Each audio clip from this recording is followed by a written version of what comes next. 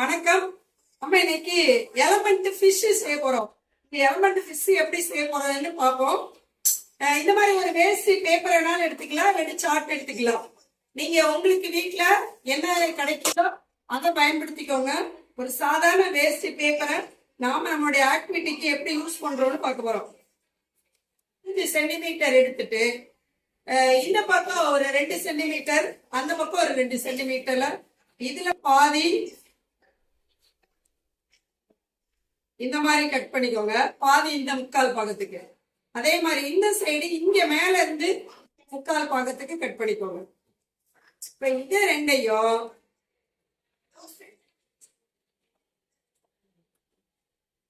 இப்படி வச்சாச்சுன்னா ஒரு நல்ல ஃபிஷ் ஷேப் கிடைச்சிரும்.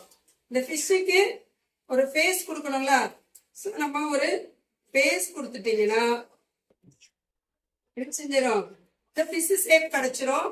ஒரு கண்ணு, அவ்வளவு ஒரு நல்ல வாய்ப்பு. இப்ப நம்ம இந்த ஃபிஷ் எலமெண்ட் நம்மளுடைய பாடத்துக்கு தகுந்த மாதிரி உள்ள ஒரு ஞாபகம் வச்சிருக்கிறதுக்கு ஒரு ஆக்டிவிட்டியா செய்ய போறோம். இப்ப நம்ம இந்த எலமெண்டோட நேம் எழுதுறோம். நான் இதுல ஹைட்ரஜன் அப்படின்னு எழுதுறேன். இப்ப இதுல ஹைட்ரஜன் எழுதியிருக்கிறேன், இந்த பக்கம் என்ன எழுதியிருக்கிறேன், இப்போ ஹைச்.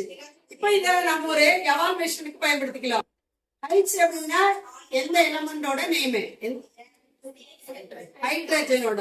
ஹைட்ரஜனோட symbol H.